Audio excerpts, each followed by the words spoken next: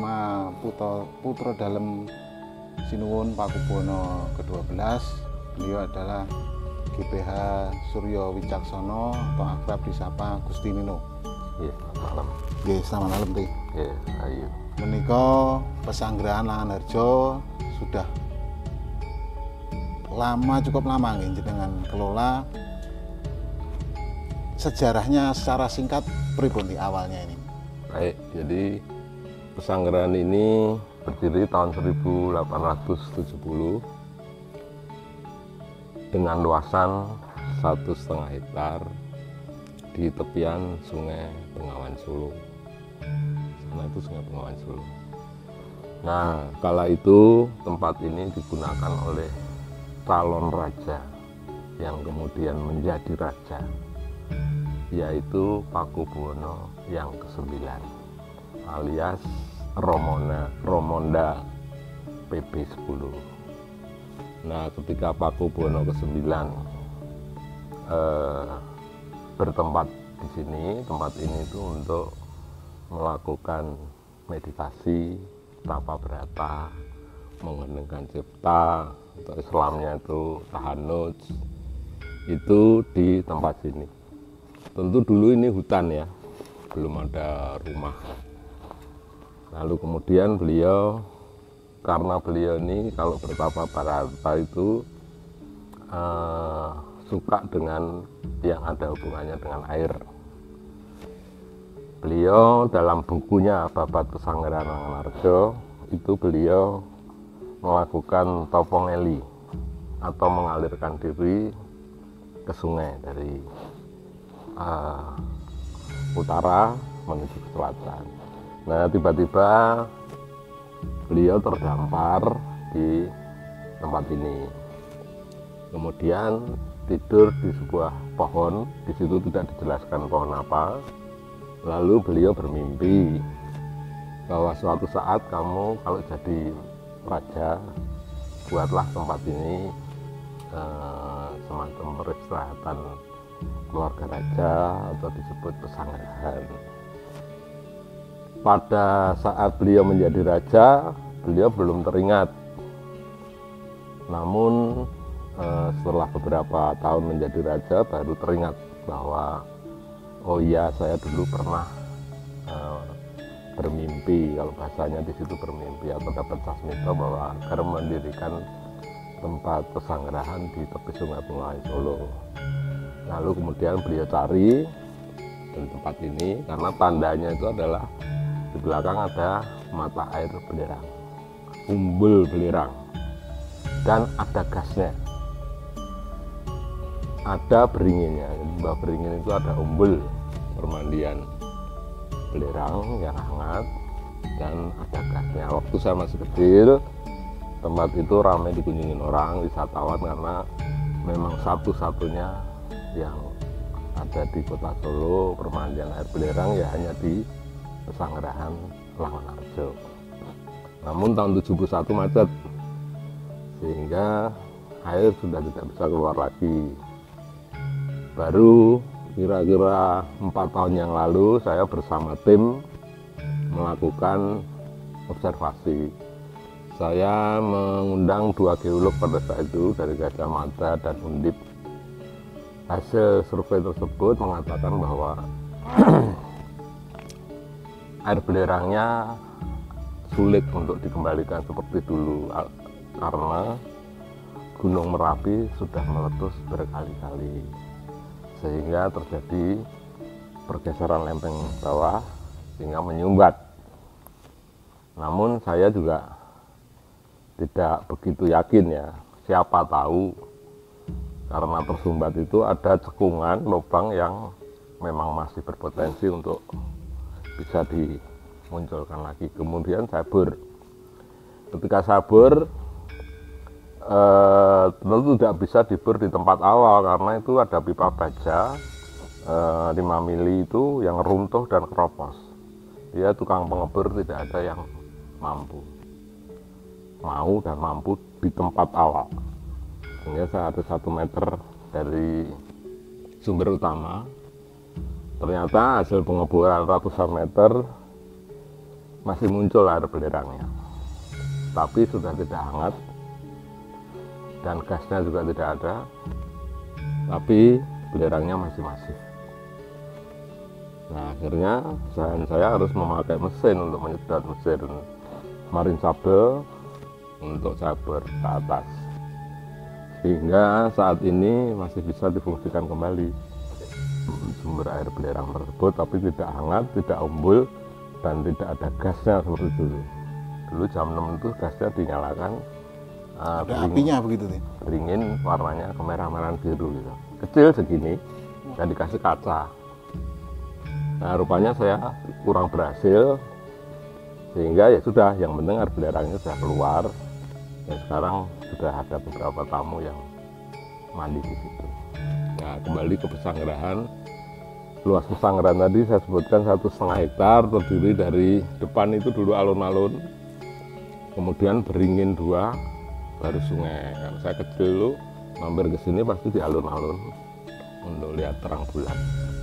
Tapi 85 ada pelurusan Sungai Bengawan Solo, sehingga tempat ini terpotong 5.000 meter persegi, sehingga tinggal 1,1 hektar dan miring. Temboknya sekarang jadi miring. Alun-alunnya tentu sudah tidak ada, beringinnya hanya tinggal 1, yang 1 terendam di sungai. Terus tempat ini pendoponya terdiri dari pendopo depan, pendopo tengah, dan pendopo pungkuran. Lalu di belakangnya ada permandian air belerang tadi. Di sana ada pohon yang fenomenal, yaitu pohon sulastri namanya. Pohon sulastri itu kenapa dinamakan pohon sulastri? Karena zaman dulu itu ada abdi dalam yang sulit mendapatkan jodoh. Kemudian Sampean Dalem atau Raja PP9 memerintahkan untuk mengambil mengambil daun yang jatuh terlentang dan daun jatuh yang tengkurap, disatukan, mohon doa di situ. Dan alhamdulillah Sulastri akhirnya mendapatkan jodoh. Sehingga kalau orang-orang kesini mengerti sejarah itu, biasanya mengambil daun yang jatuh terlentang dan tengkurap, berdoa untuk jodoh. Jodoh tentu tidak hanya jodoh laki perempuan ya, jodoh pekerjaan, jodoh kesehatan, dapat obat, jodoh seperti itu. Lalu kemudian di tengah itu ada namanya Junggring namanya. Junggring itu tempat tidur beliau ketika masih di sini. PP 9. Beliau membuat tempat tidur, dan tempat tidur tersebut di bawahnya sumur. Jadi satu-satunya raja yang mempunyai tempat tidur di bawahnya sumur hanya PP 9. Sumur tersebut dinamakan Sumur Bandung Bondowoso atau Sumur Bandung. Biasanya orang-orang yang melakukan torekat di tempat sini itu ngalap berkahnya, salah satunya wudhu di tempat sumur itu, baru berdoa di sini maupun di belakang. Bahkan ada yang dibawa pulang untuk mandi, karena di sini mandi sudah saya larang karena dulu banyak mandi pakai bunga sehingga tersumbat gitu. Jadi cukup cuci muka lalu berdoa. Nah, di tengahnya ini ada namanya panggung Songgo Buwono. Kalau dilihat dari jauh itu ada kuncup kecil. Itu tidak boleh orang naik kecuali kerabat atau yang diizinkan oleh keraton, dalam hal ini raja. Khusus hanya untuk kerabat. Itu dulu tempat meditasi Pakubuwono ke-9, di mana kaca sebelah barat, pintu sebelah barat itu Gunung Merapi, pintu sebelah timur Gunung Lawu. Itu sangat jelas di situ. Tapi kalau sekarang ketutup karena ada pohon-pohon jati dan lain-lain, di sana ada pohon beringin dan pohon lain yang menutupi. Tapi waktu saya kecil masih seperti itu. Lalu kemudian tempat ini, saya di sini sudah 7 tahun ya, merawat, menjaga dan merawat tempat ini dan menerima tamu-tamu yang datang ke sini untuk melakukan ritual, berdoa, ngalah berkah dan lain-lain. Itu selama ini saya lakukan. banyak kerusakan di sini. Ini dulu juga pernah tanpa atap 1,5 tahun. Tembok sana jebol, tembok sana juga jebol, belakang juga jebol 20 meter, 20 meter, 40 meter. Tapi alhamdulillah banyak sekali donasi yang mencoba untuk membantu. Itu sehingga berjalannya waktu sedikit-sedikit ada perbaikan. Nah, sebetulnya karena ini tahun 2017 itu sudah tercatat di Balai Cagar Budaya, kalau sekarang namanya BPK, sebagai situs atau bangunan cagar budaya. Harusnya pemerintah ikut merawat tempat sini, namun hingga kini belum ada. Dan saya sudah menghubungi Kepala BPCB pada saat itu Pak Sukro, lalu juga kemudian Bu Manggar yang sekarang ini di BPCB Jateng, karena ini termasuk klasifikasi kelas A di bawah BPCB Jateng. Jawaban beliau ketika itu, mohon maaf Gusti, anggaran kita terbatas karena kita merawat candi-candi saja, anggarannya tidak cukup. Saya diharapkan berkirim surat atau datang ke kementerian. Tapi ketika kita mau datang ke kementerian, waktu itu COVID, sehingga itu berhenti. Nah, sampai sekarang mudah-mudahan pemerintah sekarang ini, Presiden Prabowo melalui menterinya ini, mudah-mudahan ada dana untuk bantuan perawatan. Kerusakan masih banyak, bocor di mana-mana. Kemudian tembok sana bengkak, miring 20 meter. Lalu kemudian sana apa namanya, tempat kuda itu juga banyak kerusakan. Permandian sendiri atapnya sudah pada bocor dan lain-lain. Seperti itu keadaannya. Nah, mudah-mudahan dengan podcast ini atau video ini pemerintah bisa membantu dalam anggarannya tahun ini atau tahun berapa gitu. Amin. Baik, nih. Berarti ini sangat disayangkan sekali bangunan yang begitu banyak menyimpan sejarah ya di sini.